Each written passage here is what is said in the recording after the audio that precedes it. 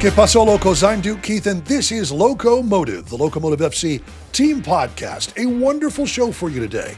We'll be speaking with team president and GM Mike DiGiulio on what's going on with Locomotive FC on and off the pitch, the youth academy, how he's getting along in the Sun City, and maybe we'll touch on stadium plans. We'll definitely touch on stadium plans.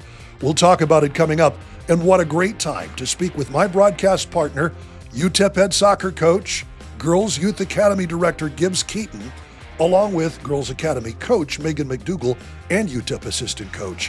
What's up there?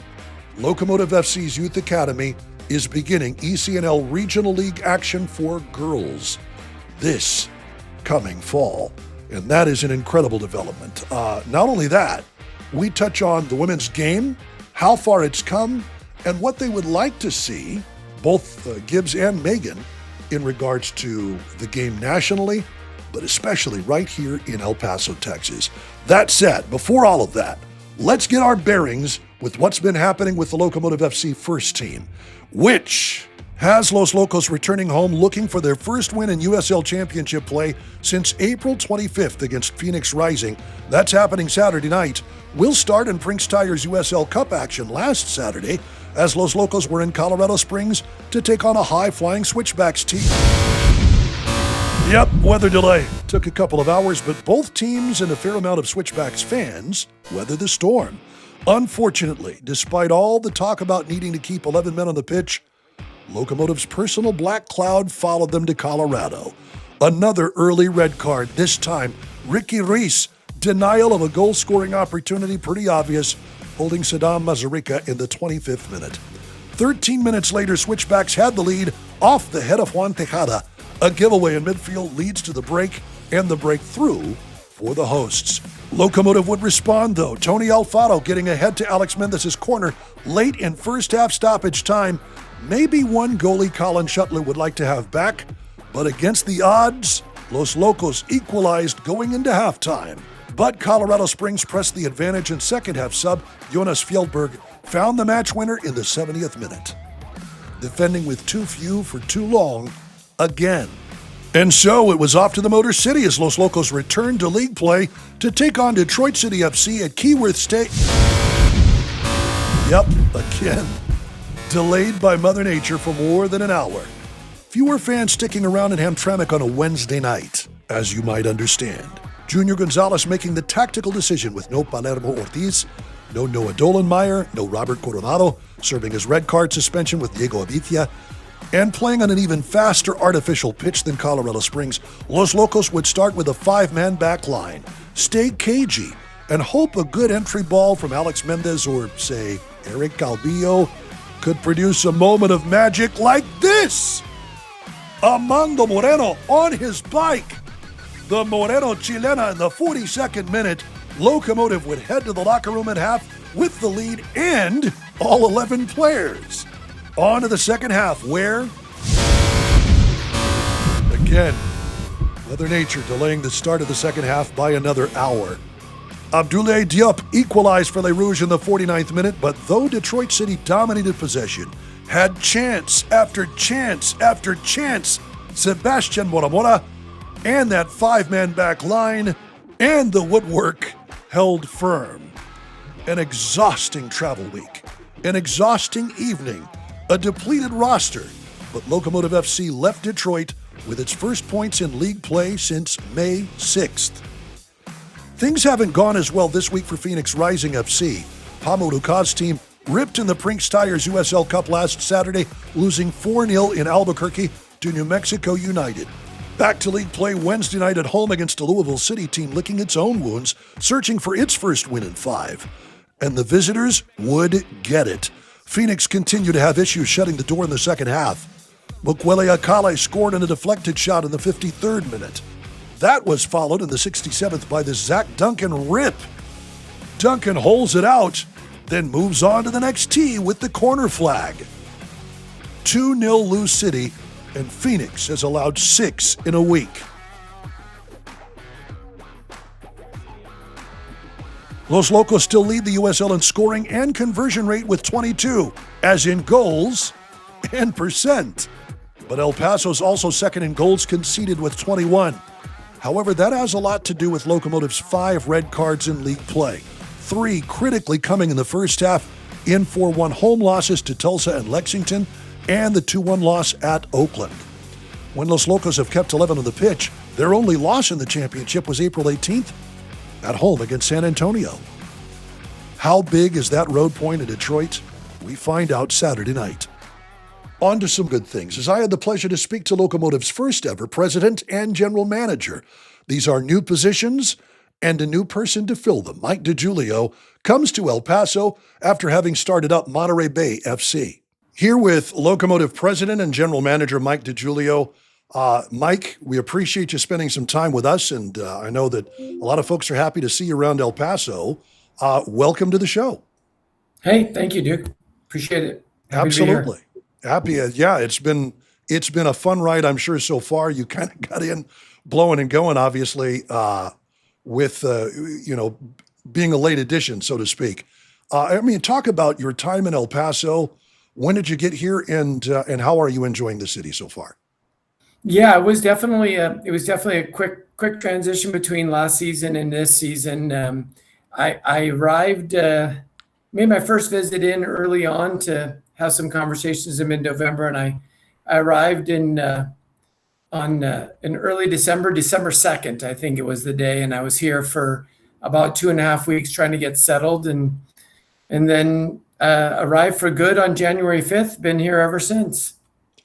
It's been wonderful to see. I guess the reaction of the fans, I think, has been solid. That's been fun to watch with you here.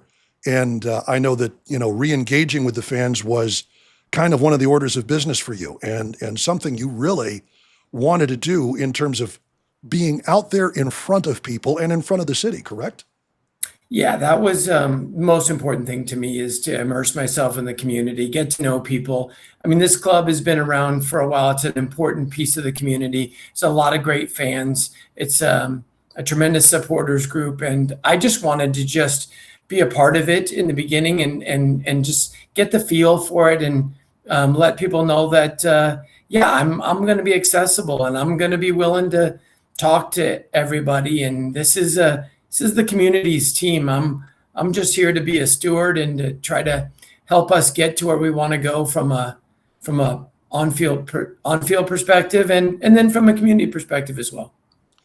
In terms of the community, this is obviously a place where people are very passionate about the game. They grow up with the ball at their feet and on their minds and on their television sets, although, it might not necessarily be American soccer, and kind of breaking through to that audience. Is that a goal, to break through to those people, understanding that El Paso's, generally speaking, when it comes to soccer, a pretty knowledgeable town? Yeah, I think I think it's twofold, right? I mean, I think you have the soccer community. This is an important piece of their lives. It's an important game to them, and it means a lot to have a local team and have that local team be representative of them and have them be able to enjoy that. And then there's also a piece of the puzzle where there's folks that we hope to get to become soccer fans and Locomotive fans, and maybe it wasn't a sport that they are most familiar with, but it's just rare that you can have a pro team in your environment that you can get close to, that's accessible.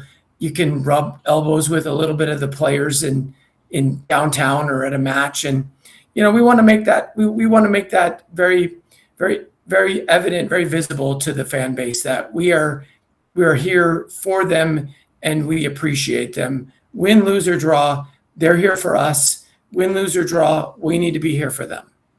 And in that respect, what are some of the things that you've been able to implement here in the early going? And you're still in your first few months in this city. Obviously I'm sure you have long-term plans, but what are some of the things you've been able to do with the staff in terms of engaging with the city? Yeah, I think early on, it's with the staff. I just wanted us to have a clear identity, like really be really proud to be representing the Locomotive brand. We'd be really proud to be representing pro soccer in the U.S. and be proud to represent it in this market and just have fun.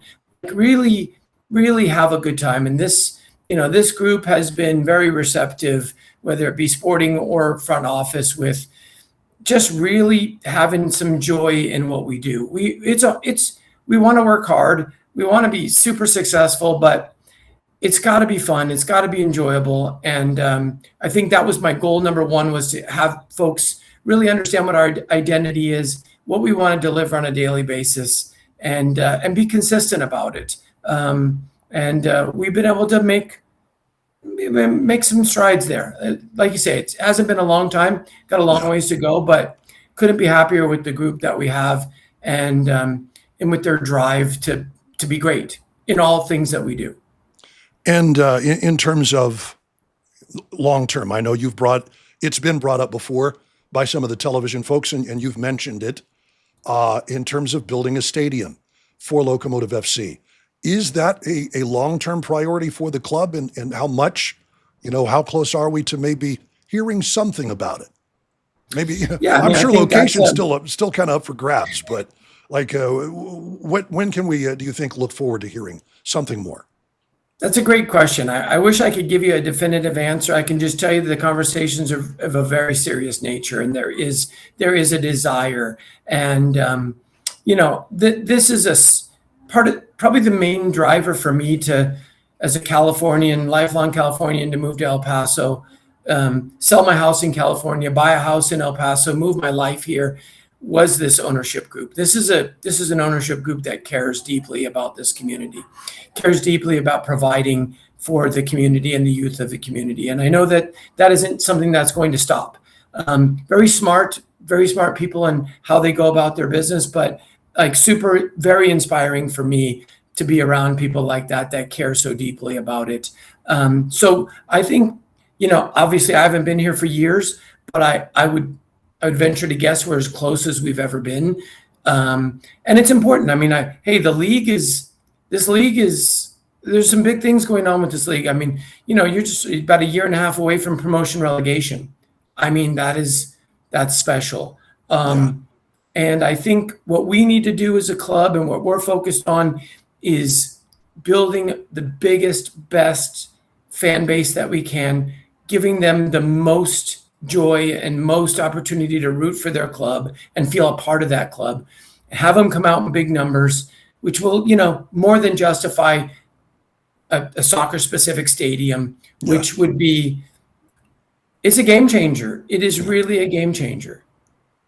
And we've talked about this for years, obviously, where you're going to put it, how does the land work, et cetera, but I think that the commitment is obviously there. I mean, Southwest University Park is a testament to that. But sure. This is an ownership group. I remember during COVID hearing from somebody in media.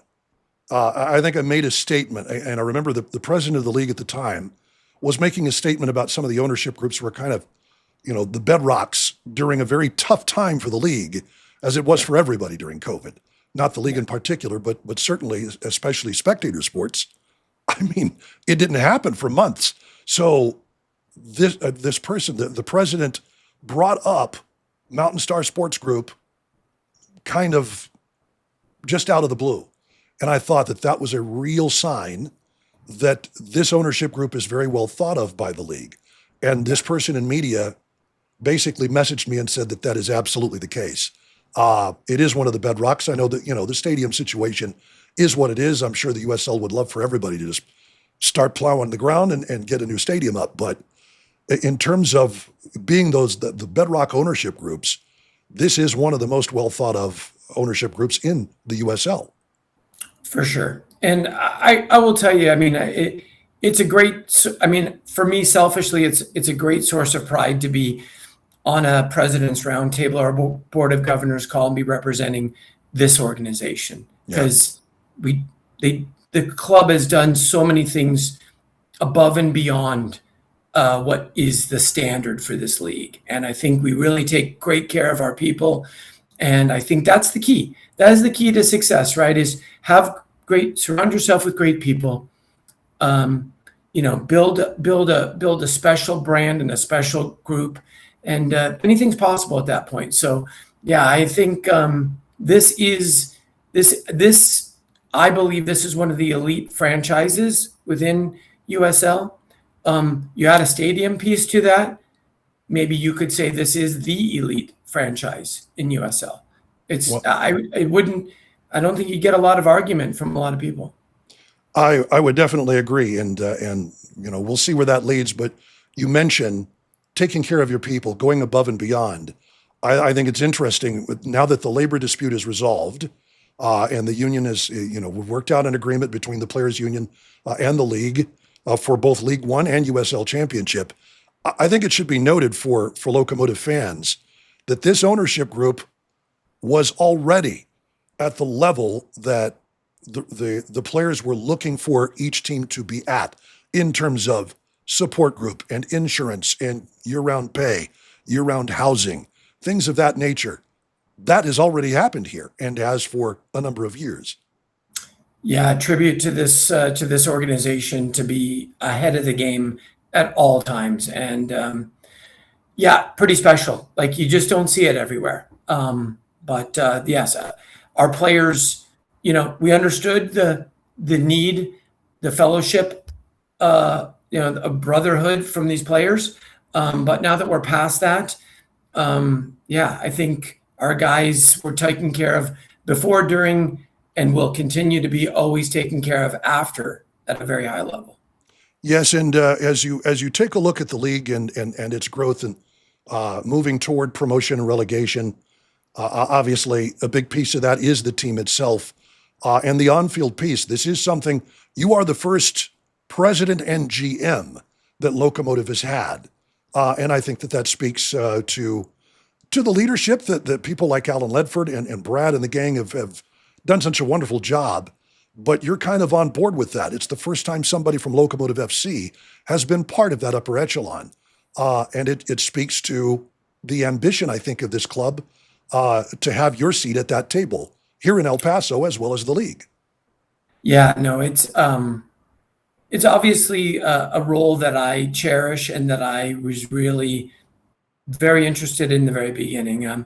The business end of professional sports is something that I think I've experienced over the good majority of my life. But the sporting end of it is, as you know, Duke, it's just fascinating. It's wild, and it's so special. And the opportunity to potentially deliver a winner for this city, this community that really certainly deserves it. Something I couldn't pass up, to be able to jump back and forth between those two environments.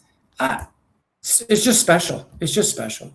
Has that been a challenge for you? I mean, obviously you're up to it. You wouldn't be here otherwise. But I mean, what's different about it from your role, say, with Monterey Bay, which is where you were before you came to El Paso? Yeah, I think just I think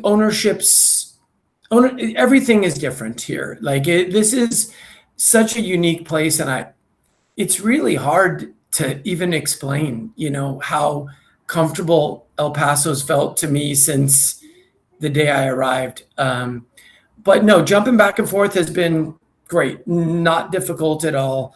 I think we're very fortunate with a head coaching decision. Junior Gonzalez and I, he's been very easy to work with, and he's a super smart guy, and he's very dedicated to his craft and to doing the very best job. He's an amazing communicator. And so I couldn't be more fortunate there that we kind of dove into this thing very close to the same time. I got a few weeks on him, but that's about it. But no, it's been great. Flowing back and forth, lots to learn about the community and the club, but and it's just been fun. There hasn't been a day when I've thought it hasn't been fun.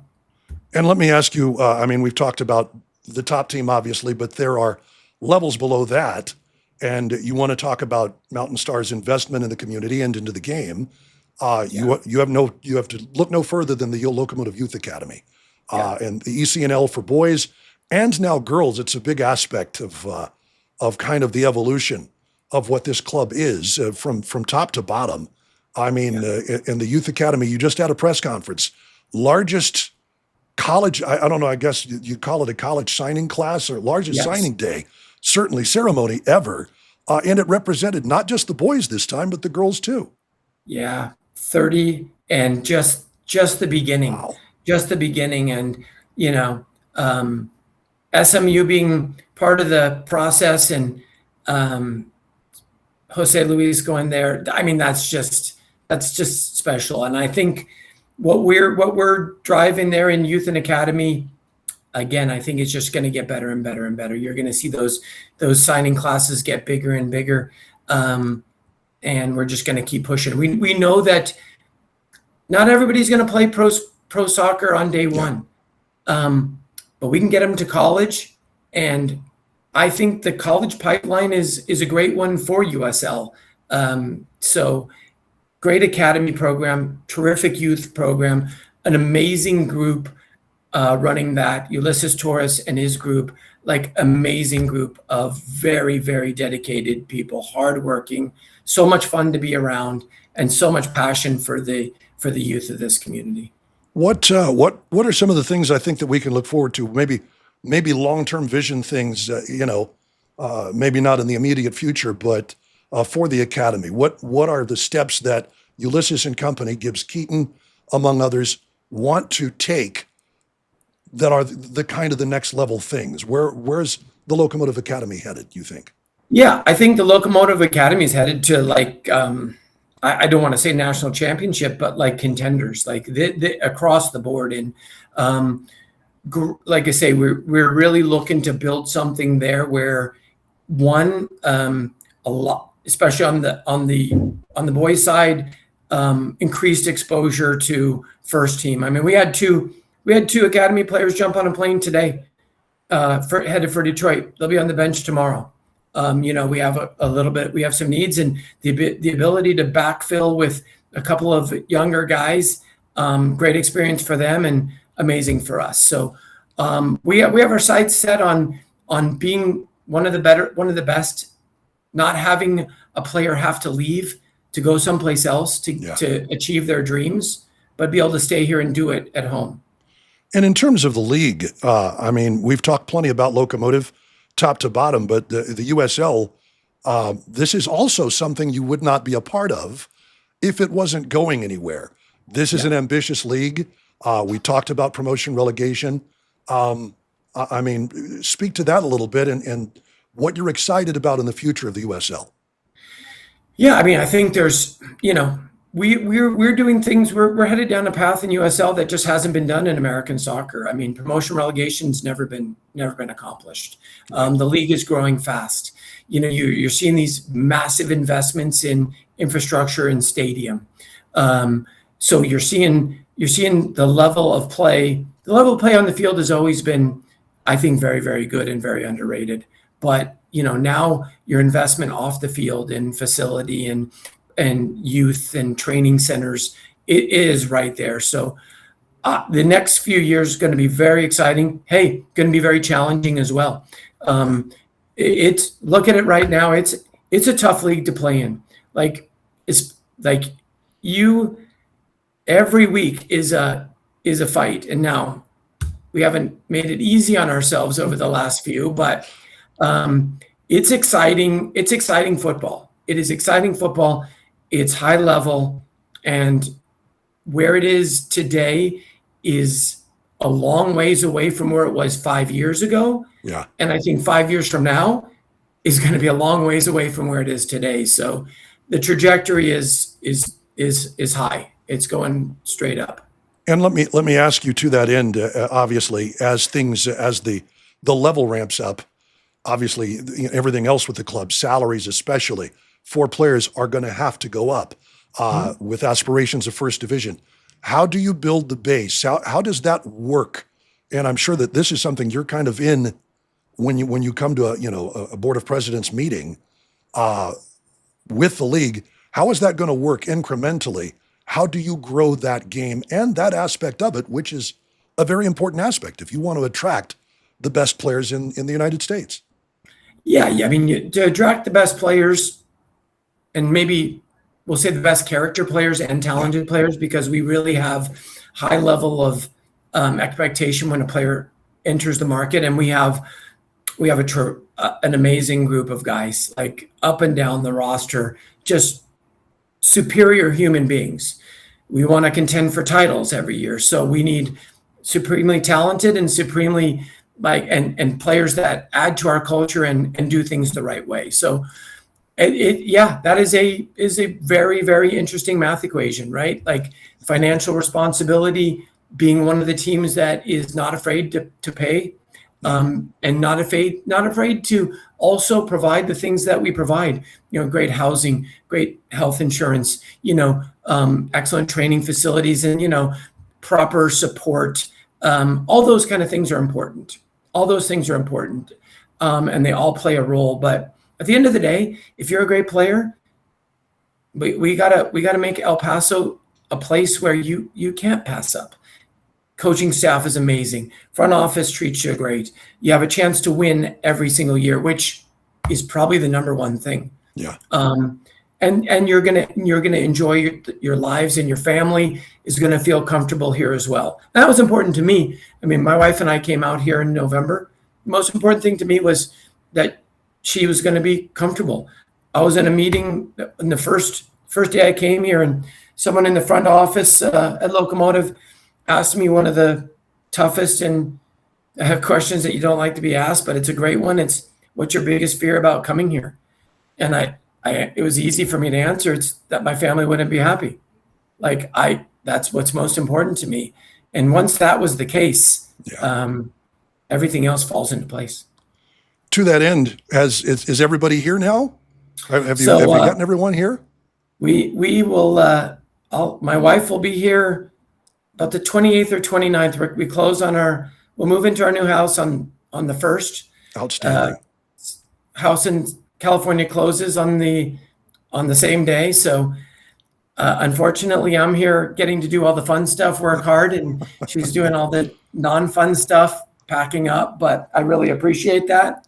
My son's here with us now, and my wife will be out here soon. And then I have two daughters. One of them is working in Carmel, and one of them is a junior going into her senior year at University of San Diego. So we'll be settled here in the next, 3 weeks, which will be amazing.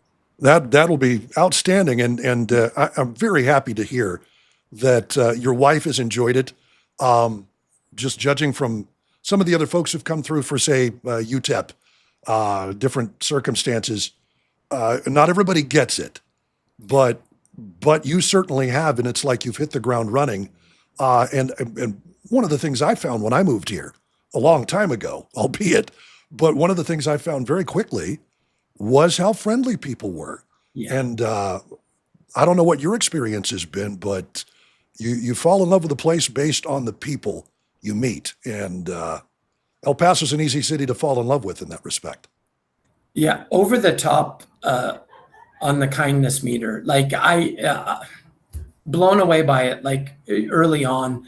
I think our first press conference, I met a couple of folks. I met Laura and a couple from Eighth Notch, and really just welcoming and give you the opportunity to learn about each other. And so, that is a real telltale sign when you can get a supporters group that is open to learning about one another and working together. But fans have been great. Everybody that you meet has been terrific. The story that I told, I think, at our opening press conference that I'll never forget it. We landed here in November, my wife and I, and now I've never been to El Paso before. We land, we pull up to the gate. I'm a Californian. I get up. Doesn't matter what row I'm in. Everybody pushes to the front. I look around. I'm the only guy standing up. Everybody else is relaxed and they're talking. They're waiting their turn, and it's just. And I looked at my wife. I'm like, what is happening right now? But yeah, no, it's been very kind atmosphere. Oh, well, it's been wonderful to have you, and lovely to see the team progress as we get ready for Saturday's game against Phoenix Rising. Soccer is for all. The jersey giveaway, 1,500 fans are going to receive that jersey if they're first through the gates. What are some of the other things that fans can look forward to as the year progresses? What do you have in store for them? Yeah, I think we got some great promotions. I think what we really want to give them is a place to gather with their friends and enjoy high level soccer. And, I think, it's a long season. We started off this season just as hot as you can get. And then we've had some bumps in the road, some self-inflicted, some just happenings. But I think what fans will see is that in the end, this is going to be a group they're going to be proud of. They're going to enjoy watching. It's going to be a successful group. We are committed to that. I get that feeling. I don't know about you walking in, but I walk into a match or even walk into Palomino tomorrow night for the watch party. I'll have butterflies in my stomach and feeling anxious. And that's just lucky to have those great emotions. And I think if we can continue to drive those great emotions, those great feelings for our fans, make it fun for them in the stadium, pack the place so the energy is really great. I think that's what we want to do. We want to celebrate together and have a place where we can all gather and be proud. Well, so far, we're on the way. Locomotive is on the way. The USL is on the way. The Youth Academy from top to bottom. Mike, we've appreciated having you on with us to spend a little time, and perhaps we can do this again before the season's over. Love to. Anytime. I appreciate it. Thank you very much. Mike DiGiulio, President and General Manager of El Paso Locomotive FC. Thanks, Duke. Thank you, sir. Appreciate your time. Hey, happy to do it. What's that? Happy to do it anytime. Am I going to see you tomorrow night? Yep, I'll be there. I will be there as well. All right. Thanks, care. Mike. Thank you. You too. Bye-bye. Don't forget, Locomotive celebrates the summer of soccer with their El Fútbol es para Todos jersey for the first 1,500 fans at Southwest University Park on Saturday. And speaking of soccer for all, let's hear it from Mountain Star Sports Group's work with their Girls Academy, which will begin ECNL Regional League play this fall. I had the pleasure to speak to Girls Academy Director Gibbs Keeton and U15 and U11's coach Morgan McDougal, who hosted me in their day jobs digs at the UTEP Soccer Complex, a place they hope more and more Borderland soccer players get to call home. Very pleased to be speaking with Gibbs Keeton and with Morgan McDougal, who are both representatives of the Locomotive FC program for the ECNL Girls Academy, which is a new thing here. And we're going to talk about girls soccer and kind of the advances, especially as it regards Locomotive FC and the ECNL. And we're here at UTEP. This is kind of the end goal, isn't it, Gibbs? To get girls to the point where they're going to be playing college soccer. Absolutely. And, it's not going to bring every single player that goes through the program here, but it's definitely going to afford them the opportunity to understand a higher competitive level and platform, and we're excited about them to be prepared to go to any college. As you might know, Gibbs Keeton, the Academy Director for the Girls Academy. I know that you also coach a boys team with the Locomotive FC squad. And Morgan, you coach, 2 teams, correct? Mm-hmm. I coach a 2015s team, so little babies, and then I coach a 2010s, 2011s, but next year I'll be coaching the U17s group. Oh, wow. Mm-hmm. That's a big step. And both of you, of course, Gibbs Keeton, the UTEP head soccer coach. Morgan, you're one of the assistant coaches here at UTEP, and I appreciate you letting us use the facility here so that girls who watch this can kind of see. This is the Players Lounge at the UTEP soccer facility, and it's very cool. And Morgan, this is something, you've played ECNL. How important is it to the development of the girls' game that Locomotive has this team? Absolutely. So I grew up in Colorado. I played ECNL there kind of maybe like 2 or 3 years after ECNL took off. So I was very much so on the beginning end of ECNL. Now, a couple of years later, as I'm in the college game, and I'm recruiting through ECNL, the RL development and the continuation of ECNL throughout this region really is a huge step for the competitiveness of the group, because it allows people to play the top level in the city, but also regionally, which also showcases like how do we compete nationally. So I think it's a good perspective for people who do want to continue playing soccer, but it also allows us to kind of consolidate talent and hopefully put together a really good product. And Gibbs, I know that as the Academy Director, this all kind of funnels through you. I mean, how big a deal is this for girls soccer, especially in El Paso? You know what? It's a really big deal since we're playing catch up to cities of similar size. And one thing is it's very ambiguous. It's confusing. There's so many offerings to try to do what Morgan just described and to consolidate and to get the talent in the right place. Even with this, you're describing it as the ECNL Girls Academy and Girls Academy director. Well, that's a alphabetical soup for another league. Ours is strictly the ECNL RL, and so I'll be the RL director. And what we want is for our talented El Paso players to have exactly the information they need, for parents to know exactly what they're doing, to provide the value of what it is, and to bring an appropriate level to El Paso. And with Locomotive leadership, this dream became a reality, and we're more than ready in El Paso. And now we, as coaches and director and parents and current membership, we have to take the strides to be supremely talented and showcase what we're capable of doing in games and league play. And to that end, I mean, you brought it up. ECNL is one thing, but you're in place, both of you, to kind of dot the I's and cross the T's as an individual organization, as Locomotive FC. And that's kind of added value. I mean, there's ECNL and obviously the level of play for these girls, but getting them ready, get the academics in order to do all of that stuff. You know all about it. You're both college coaches. Yeah, I'll speak to it a little bit, just as far as professional standards. And I don't really want to use professional standards in El Paso. It's a comparison of modern clubs and organizations that we've been fortunate to recruit, have colleagues, peers, friends that work for clubs. But El Paso Locomotive has really modernized the guys' side, and now the girls are playing catch up. And just with the structure, with our full-time job and what we're doing at UTEP, we needed this hierarchy. We needed other full-time employees at a club, and this isn't unheard of, but it was unheard of here. And it's going to be a really 360-degree improvement for everybody that's part of this. And if you're going to spend money to play soccer, which in most cases you need to, there's registrations for league, there's payment of coaches. In our club, there's payment of directors, full-time administrators, there's full-time academics like you're talking about. We have so many other relationships with a variety of scenarios that improve the whole soccer player. This is where we want to be and what we want to do. And maybe Morgan can talk about her experience with Locomotive as well. But for us, it was a no-brainer to join them because of the structure and professional standards, not just here, but all across the country. This is how a soccer club should be run. And Morgan, to that end, I mean, it's a big step, and you're part of it. I mean, how excited are you that Locomotive is doing this for the young ladies around El Paso and the Desert Southwest? Absolutely. Super excited to be a part of it, first off. I also think it's been a really unique experience to, when we got here, knowing we wanted to be a part of a club program, and Locomotives being the one that, we continued or started to build with, and being able to help benefit a lot of these kids that have stayed consistent and pretty loyal with the program too.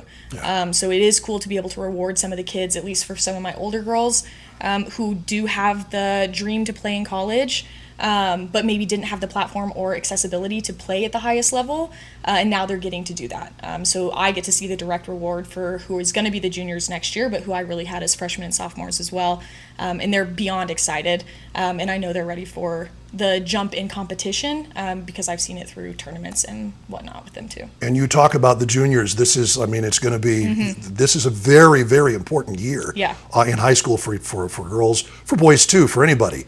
But just talk about the challenges of that and what you want to see from the academy, from ECNL, from Locomotive. Yeah. So I think the advice, at least that I've been able to give kids prior to us working within RL, is like, if you want to play in college, you really have to reach out because of locationally where we are. Like, you do have UTEP, you have New Mexico State, that's kind of the 4-year programs in a drivable range, versus like if you're in Dallas, you have 5 different Division Ones, you've got 22 Division 2. Like, you have the accessibility is so much easier to get yourself seen. So it is one thing for me to sit and tell, freshmen and sophomores, like, you need to drive to every ID camp and you need to pay money to go to ID camps. And that's like really how you're going to get seen, because we don't have a platform here.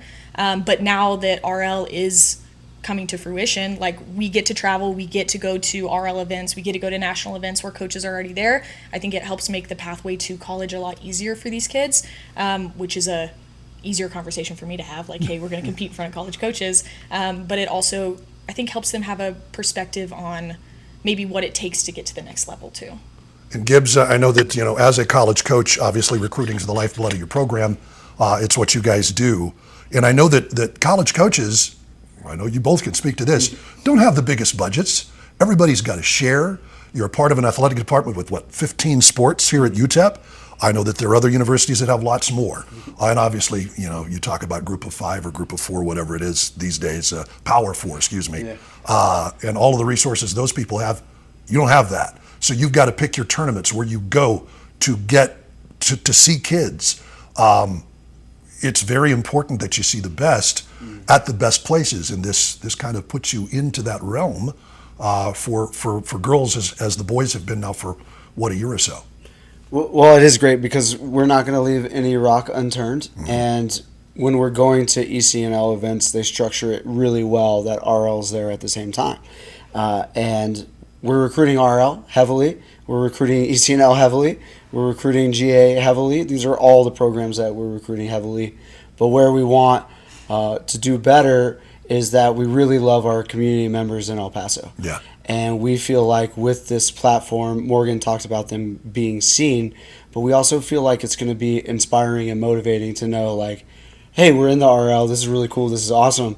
But in this event, there's a whole other event going on with ECNL, and maybe that sheds some light onto how talented we are as a country as a whole, which is extremely talented, and we want to enhance maybe the competitive drive of our players in El Paso, and we feel like this will be a way for them to be successful at any program. Yeah. We want to just have a platform that allows for development for them to be hungry all the time and not just be the best in El Paso, but understand if you're the best in El Paso, you still have some work to do.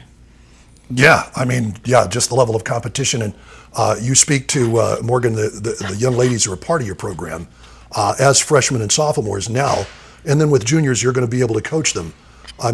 You talk about their excitement level. Do they know what's coming? I think so. I hope I have been transparent and informative in the last few years with the group in kind of what expectations are. And, you have every team. You've got a group of kids that are soccer heads. You've got a group that are kind of going with the flow, and you have a group that are like maybe hanging out. But I think as we get into RL, we get to separate into the group that is predominantly soccer heads. Like, they're really pumped about the sport. They want to play. They want to compete. And maybe less that are just there to hang out. So we scrimmaged maybe last weekend, just like a little pickup game, and we're able to get most of our girls out, and they look really, really good. They just are enjoying soccer.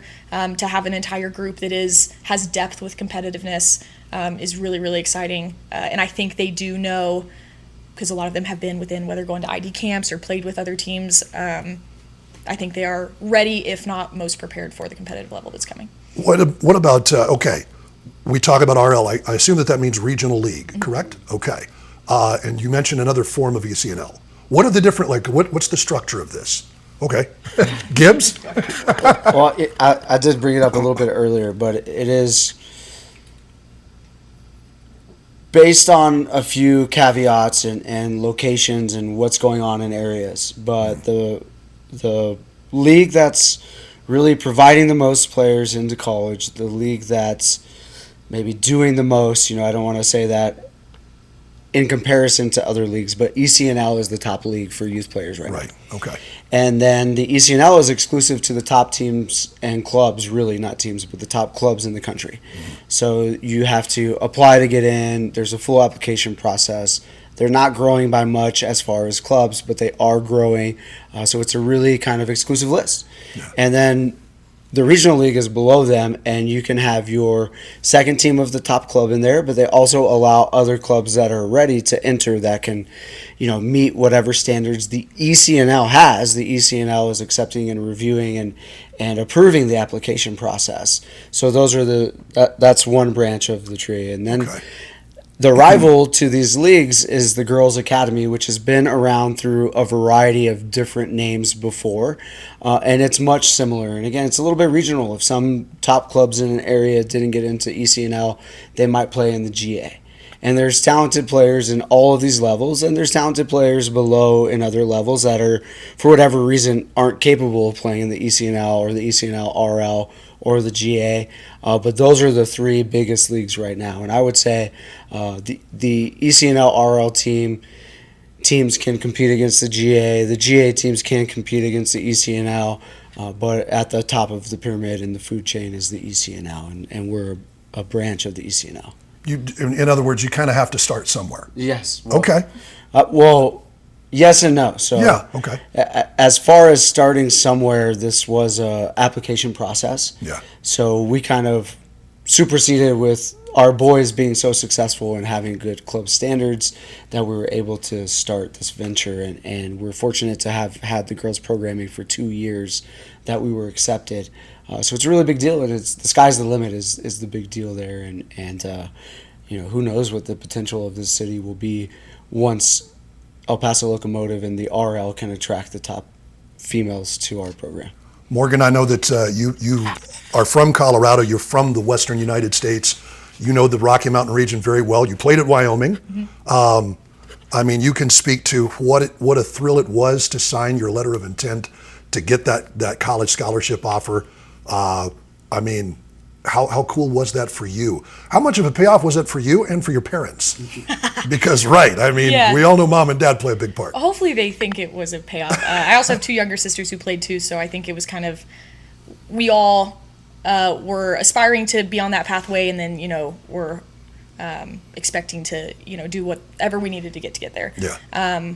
Again, I think for me, soccer was so much of an identity, and it very much so was I think everyone can say this, it's so much tied up into who you are, whether it's the competitiveness, the actual sport, loving the art of it.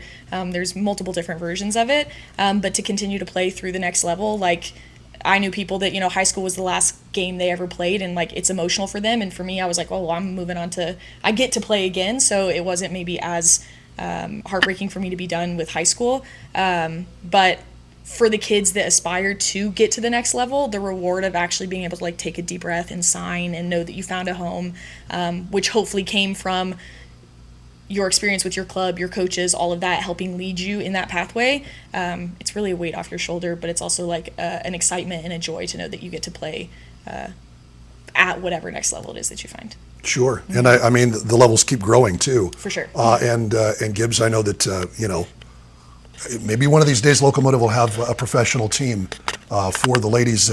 Super League has been a success. You've talked about Super League in doing games with me for Locomotive FC, and how impressed you are with the league, and that players who are playing there and enjoy their time in professional soccer. It's still very formative, isn't it? Well, just as we're describing the ECNL RL, the GA, which I hope you understand. Did you kind of yeah. Like I said, it's an alphabet soup, but the Super League is amazing, and I have been impressed with the fact that our NWSL, our women's league, is so good and it's maturing so well. And for USL to come in and say, hey, we can be a formidable competitor here, and we can also support more female athletes, and we can also pay them, and we can also draw crowds. It's really cool. And I think it's difficult to do that, but it's warranted. In these same markets that we have USL and Locomotives and Phoenix and all these places that they play, if in the future there's also women's teams, it's going to be awesome. It's going to be great. And I think they're following a very well-worked model of the USL and the Super League. I have 4 or 5 players that I've coached that are still playing in the Super League, and they love it. And the duration of the season is great. The competitive level is super high. Playing for a championship is awesome. So it's the real deal. And if that ever came to El Paso, that would be immense and an incredible opportunity, not just for our local players, but for, like Morgan alluded to, the colleges that are around here as well. And, you could probably reach to Arizona State, GCU, and support those players as well as New Mexico and into the Colorados and have a very competitive team of Super League players straight away. That'd be very nice to see. And I know you guys have had a number of players come through ECNL programs. One of your newest recruits, Kylie Alvarez from right here in El Paso, played ECNL, and I know that the Locomotive social media team did a great job interviewing Kylie's dad. She played ECNL. You're asking, okay, well, there was no ECNL before this year. Correct. She played ECNL in Dallas, and they would travel every weekend to Dallas not usually flying, usually driving. Correct. A nice little 10-hour drive. A lot of people, I love people who come to West Texas and say, "Oh, we'll just pop into we're in Houston. We'll pop into No, you won't. Yeah, no, good you luck. won't." But I mean, that's a 10-hour drive, and it's every weekend. That's just insane. But she was worth it. She gets a college scholarship. She's coming home to play for you. I mean, it's important that it's here now. But speak to Kylie and that journey. You know, I think it exemplifies a lot. Number one, her and her family's will and determination to seek out the best competitive level. Two, how hungry El Paso is for something like that we should be able to, in 2026, support this type of player and keep them home and happy and competing at the highest level possible. And so for me, you look at those attributes of the family of the player and what they're doing, and you have kind of a recipe for a really competitive player as well. And so for us, that was significant and important, and it's a story that we hope is now not needed to be told with the opportunities that will be here. Her story forever will need to be told, but now we can have our own stories in a new region and offer that competitive level. So it's really bittersweet. Kylie has sisters, right? She does. Yes. I don't want to get you in too much trouble. We can't name names, maybe. I don't know. No, we won't speak about their sisters, but their sisters, yes, they have an opportunity to compete without having to do the full drive to Dallas on a regular basis. Good gosh. Yeah, I wonder, correct. I mean, I know it was usually Dad who drove Kylie to and from Dallas. I mean, that's just a relief. I take it in Denver, they had an ECNL program for you in Littleton. Yeah, we Okay. did. It was Real and I think Rush were the two ECNL teams when I was there. But even just speaking about Kylie, like the accessibility to be able to reach this level shouldn't be removed from people. Yeah. And I think that's what hopefully all of us are taking away from this too, is like people had to go to Dallas, people had to go to San Antonio. Even if you're going to Albuquerque for GA, that's still like 4.5 hours. And like, what is the level you're practicing at every day? Because you don't get to drive 4 hours to go practice every day. That's not accessible to the community. So obviously the RL being here, like it brings accessibility to a top level to people, so that it's not like, hey, you have to drive 10 hours and you have to pay for all of that, and if you don't have that, then tough luck, you're not going to college. Well, and the other part is, you talk about the practice. Obviously, Kylie couldn't practice with a team until maybe the day before she plays, or maybe the morning of. First of all, that's tough in and of itself, but secondly, what does that speak to Kylie's abilities, that she plugs herself right into an ECNL team, not having seen anybody for 4 or 5 days? For sure. And I do think, again, we talked about the kind of mentality of what it takes for the family to get her there and for her to be able to take that pathway that maybe is pretty arduous and like exhausting, to be able to compete. So that is a testament to her competitiveness and just ability to be a soccer player who wants to compete. But again, like that's an insane story. Like that shouldn't have to be the norm for it. It shouldn't, and it isn't now. It isn't. Yeah. That's the best part. With Locomotive Academy and the Regional League, we know the boys have had success. I know you're getting ready to kind of lay the groundwork for the girls, and I mean, what's the preparation like, Gibbs? I mean, what do you have to do as the director to make sure these girls are ready for it? Yeah, you know, once we got accepted, it was a bit of a all hands on deck type of scenario to make sure we have a great staff, which we've always had, and to start the tryout process. Yeah. And we're very fortunate that occurs in the spring. And so we were able to do that, and we're still going through it and forming and working and recruiting and doing what we need to do to have a competitive level club now. And so that's ongoing, and it was great because, again, you know, I said this before, but it's not like it's a one-man show. And I could say that with a chuckle, but that's kind of common in El Paso, that it is a one-man show. But for these types of scenarios, you need full-time people as well. And we're so blessed to have a variety of people that are working out of the office every day to get the little things that, you know, not only are we not capable of doing, but support the parent, support the player, and support the process to make sure that, hey, you're accepted, now you got to do well. Well, we feel good about it because of the support system, and you know, we were excited to have our coaching staff pretty much created straight away, and we attracted some other members of the community that we weren't sure what that would look like, and it's gone well. And that was the first step, so creating the coaching staff and getting tryouts and doing those things. When does the season start? Yeah, this is unique and really interesting, I think, for us. But in this conference, it's late fall through late May. Okay.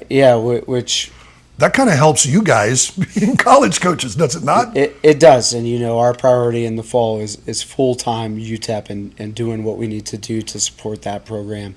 However, this lines up well that we can also make sure that in our spare time things are taken care of and our teams are all ready to compete when the season begins late fall.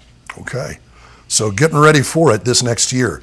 Morgan, I know that you had your college career. Did you ever get a shot at anything professionally? I graduated in COVID, so there was no leagues going on. Nothing was that.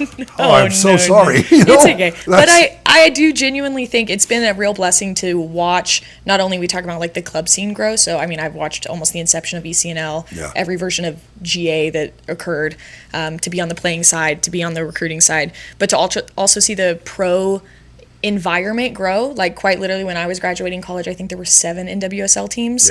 And a lot of it is international players, US players. People are like having to work 2 different jobs while being a professional player. And if you wanted to play and couldn't make the NWSL, like you were maybe going overseas and who knows what was happening there. So to see the growth of USL, to see the growth of NWSL is a blessing, and it's been really cool to see the accessibility again to these highest competitive leagues for a country that has a lot of depth and has continuously been a soccer capital, I would say. Powerhouse, certainly. Yeah. Morgan forgot the shameless plug. Her sister plays in the USL Super League too. So she does. That's part of that as well. What's her name? Where does she play? Molly McDougal. She's the baby of the family. Shout out. She just signed with Fort Lauderdale, so she signed this spring and then just got kind of re-signed for the next season. So okay, and I guess we should point it's the Gainsbridge Super League. I think that the league might want that mentioned. And you talk about women's soccer and its growth. The professional game, I think, is probably the last piece of that puzzle, and we've seen it in the NWSL and the Super League. It's really starting to take. In Europe, I mean, there's some incredible women's soccer being played all over the world right now. I want to ask you both this, and especially as a female, Megan, how important has Title IX been for all of this to kind of ramp up? It's taken 50 years to get here, but how big a deal was that just to start it? And now it's something people want to invest in because they're making money from it. Well, I think that's a little bit of the, not that it's a paradox, but like it is a little bit of a circle. So I think people were like, oh, well, it's not going to make money, so we're not going to invest. But then the reality is you've seen people invest and now people are making money. And it's a little bit of like, not to be a cliche, but like if you build it, they'll come. And the reality is like we're building it and it's a product and people want to see it and it's fun and it's competitive. And so hopefully it's an incentive to continue to invest in it because there is an outcome, and maybe it's not like specifically money right off the bat, but it will grow. And again, people want to see it. So again, I think the opportunities that Title IX provide really aren't like just people begging for, I don't know, whatever, their own opportunity. It's really an investment in what it means to grow and like build something that lasts. So where as a coach, as a female, as a former player, where do you hope this all ends up? What vision, what grand vision do you have? Oh, no. Maybe not for yourself necessarily, Sure.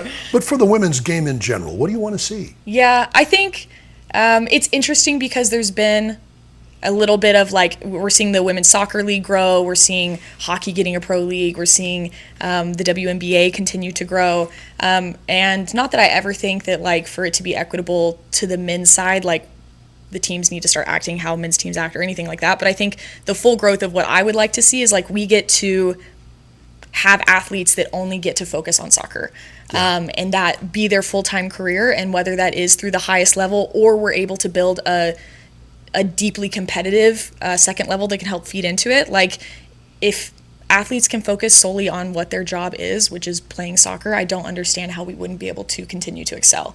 But obviously with whatever distractions of having to have a second job or having to X, Y, and Z because it's not being supported or wouldn't be supported in certain environments, it really does just diminish what I think the full capacity of women is to compete. So.